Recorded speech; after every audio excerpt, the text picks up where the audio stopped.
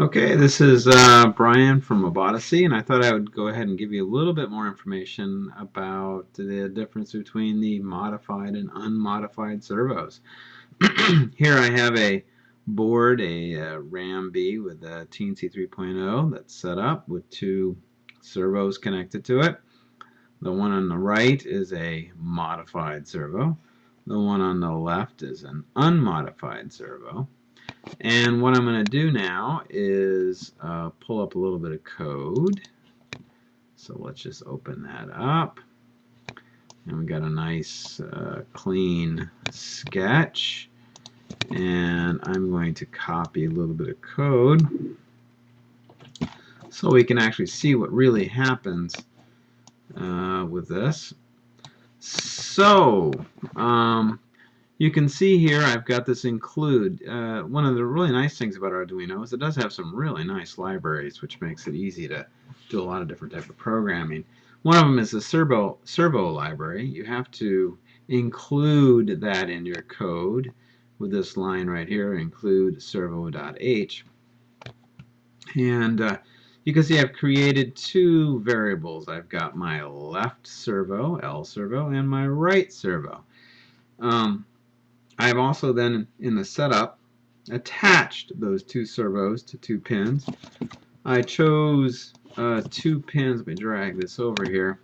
I chose pins 3 and 4 because both of these are already set up for PWM, pulse width modulation. Not totally necessary for what we're doing right now, but a good habit to get into. And here I have my loop. Okay. And I believe in the last video I was saying that the modified servo has its variable resistor removed and two fixed resistors put in. Seldom is it perfect. Ideally, if the two resistors are absolutely perfectly matched, the pulse to get it to exactly center would be 1.5 milliseconds long.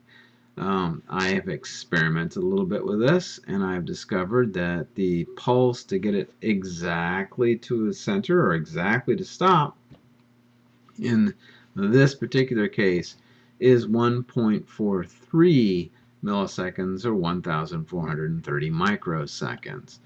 So I'm going to pulse these, or I am pulsing them, or well, actually we'll be very shortly, to 1,430 microseconds with or 1.4 milliseconds, 1.43 milliseconds, with a 20 millisecond delay, having an opportunity for the pulse to impact the servo action and then an action to occur. The 20 milliseconds is important for that.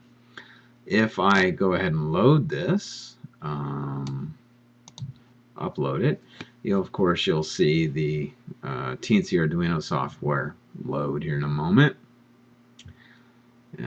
Perhaps a long moment. I should probably get a faster computer. There we go.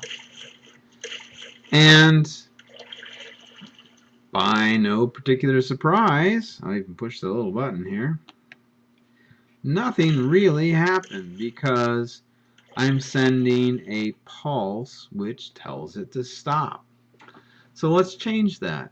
Let's change both the left and the right to, say, 1 millisecond or 1,000 microseconds. And load it up. This one should move. This one should rotate. Nope, but I have to turn on the power. There we go. And lo and behold, we have the one on the right spinning clockwise fairly rapidly, and the one on the left has moved to a fixed position. It has moved. The variable resistor inside has said, whoa, this is where I want to be, and it's stopped. Although it's physically held in place. I try to push it, and I'll be pushing against the motor, and it's going to push back against me. Let's change this to 2 milliseconds. Oh.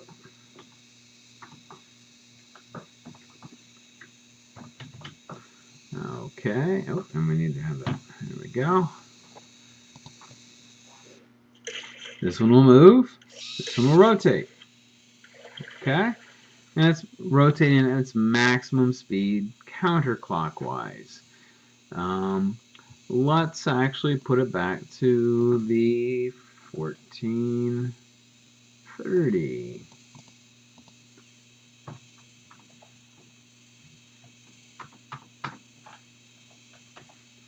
Okay?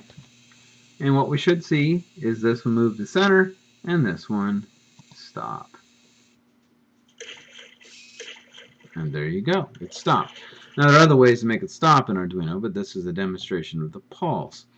Let's say, for example, the right one, again, is the modified servo. So if I make that right one move, let's just make it a little bit. Let's make it 1,410 microseconds, or 1.41 milliseconds. You should see the left one not move at all, and the right one move ever so slowly.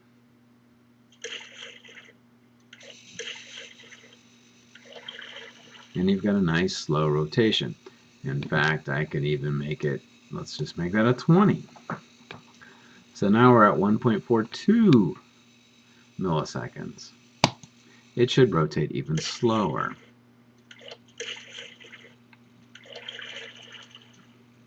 Okay, so let's go slightly over center. Let's make that a 1. Remember, center being 30, 1.430. Let's make this a 1.440. You should see it rotate counterclockwise slowly.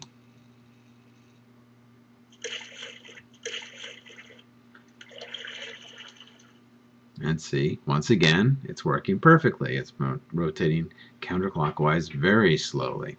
And I can speed it up. Let's make that number a little bigger. Let's make that a 50.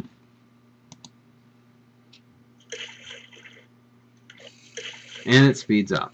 Okay? And of course, the non-modified one, if I make that a 50, you'll see it ever so slightly twitch in a counterclockwise position. It may not even be that perceptible with this camera.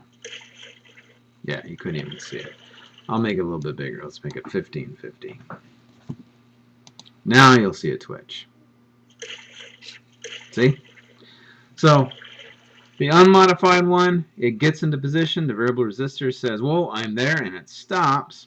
The modified one, the variable resistor has been removed, and it's been essentially told that forever and ever and ever it's in one particular position. If I'm close to the position, it moves slowly. If I'm on the position, it doesn't move at all. And if I'm far from the position, it moves as quick as it can to get to the position. So that's how a modified servo works versus an unmodified servo. So I hope that's helpful, and